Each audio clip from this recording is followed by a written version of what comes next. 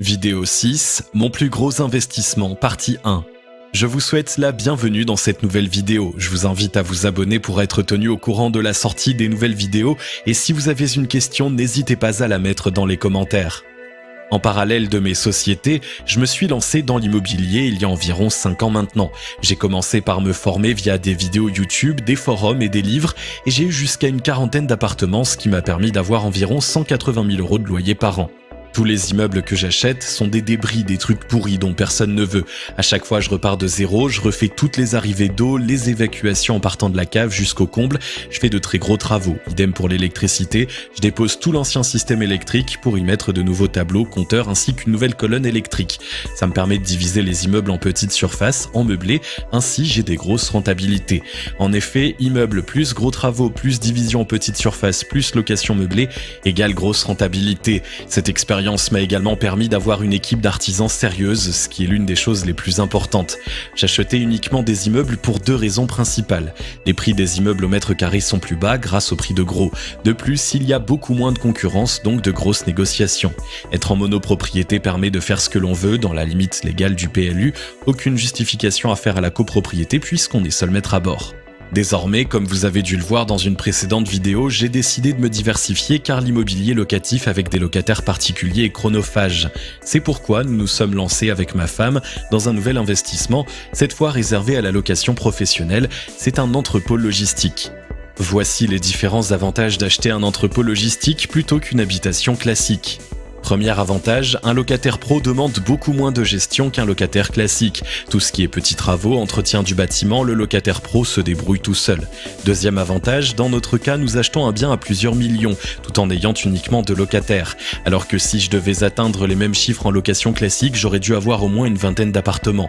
Troisième avantage, je peux imputer toutes les charges directement au locataire, comme notamment la taxe foncière, qui a un coût non négligeable pour un bâtiment de plusieurs milliers de mètres carrés. Ce qu'il faut savoir dans un premier temps, c'est qu'acheter un entrepôt logistique, ce n'est pas comme acheter un appartement ou un immeuble, c'est un marché totalement différent, avec des moyens de recherche totalement différents. Ce ne sont pas Le Bon Coin, Se Loger et consorts qui sont spécialisés dans ce domaine, mais plutôt BNP Paribas Real Estate, CBRE ou encore le site bureauslocaux.com. Les agences sont elles aussi différentes, c'est un métier qui n'a rien à voir avec les achats classiques dont on a l'habitude. Nous avons déjà dans un premier temps compris cela car pendant plusieurs semaines nous avons tenté de chercher ce genre de produits sur les sites habituels tels que Le Bon Coin, mais nous nous sommes très vite aperçus que très peu de bâtiments pro sont vendus sur Le Bon Coin.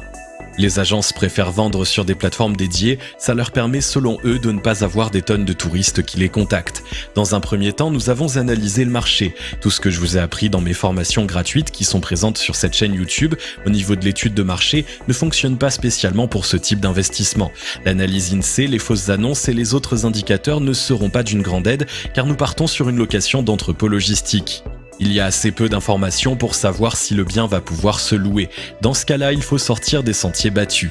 On s'est demandé dans quel secteur nous devions acheter notre entrepôt logistique. Et après vérification, il s'avère que Saint-Quentin-Fallavier est la plus grande zone logistique de France et la deuxième d'Europe.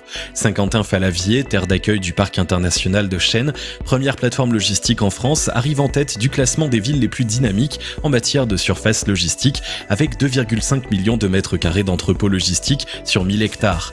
Donc nous savions que la demande serait présente dans cette ville. Nous avons eu un peu de chance sur ce coup-là car cette ville est à quelques minutes de chez moi. Nous avons tout de même voulu nous conforter dans notre idée en demandant des informations aux professionnels du secteur de la logistique. Nous avons dans un premier temps demandé un max d'infos aux agents immobiliers spécialisés dans la vente de ce type de biens. Même si nous le savons, les agents immobiliers n'ont pas parole d'évangile, il faut quand même retenir quelques informations. Nous avons également demandé à des promoteurs et des notaires qui sont plus ou moins proches de ce secteur.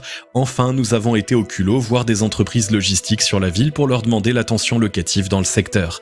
Tout cela nous a permis de voir que l'achat d'un entrepôt logistique dans ce secteur serait un bon investissement à long terme. Après un rendez-vous avec notre courtier, nous savons que nous pouvions monter sur un investissement pouvant aller jusqu'à 5 millions d'euros. Nous avons donc commencé nos calculs. Comme je vous le dis souvent, on achète des mètres carrés et uniquement des mètres carrés. Il est donc important de l'analyser en détail. Dans un premier temps, on va analyser le prix au mètre carré de cette ville et le prix de location moyen. Ainsi, on sera fixé sur le fait que cette ville est intéressante ou non au niveau rentabilité. Après analyse du marché principalement sur le site Bureaux locaux, j'ai vu que le prix moyen d'un entrepôt logistique était de 1200 € par mètre carré lorsque je faisais mes recherches. Je me suis donc tourné sur les entrepôts de 3000 à 4000 mètres carrés avec un prix inférieur au marché pour me sécuriser. Avant de chercher un entrepôt logistique, j'ai dans un premier temps défini le prix de location estimatif afin de vérifier si le projet pouvait être rentable. Ce qu'il faut savoir, c'est que la location d'un entrepôt logistique se décompose en deux types. Une partie pour la zone logistique qui se loue 65 € par an le mètre carré environ, et une partie pour la zone de bureau qui se loue en général plus cher, autour de 110 € le mètre carré par an, car cette partie coûte généralement plus cher que la partie logistique. Il y a en général entre 10 et 20% de zone bureau dans un entrepôt logistique. Pour faire un exemple concret, pour un entrepôt de 3000 m² en comptant 2700 m² de zone logistique et 300 m² de zone de bureau, le loyer serait donc de 300 x 120 égale 36 000 € de loyer par an pour la zone de bureau et 2700 x 70 égale 189 000 € de loyer par an pour la zone logistique, soit un loyer total de 225 000 € hors taxes par an pour un entrepôt qui coûterait environ 3 millions d'euros, sans compter pour l'instant les différents frais liés à l'achat. Ça donnerait une rentabilité de 7% pour un investissement à plusieurs millions avec uniquement un locataire, ça commence à être intéressant. Dans cette première partie, nous avons remarqué que la rentabilité pour un entrepôt était présente, alors dans la partie 2, nous rentrerons dans le concret puisque je vous présenterai tous les chiffres de mon plus gros investissement.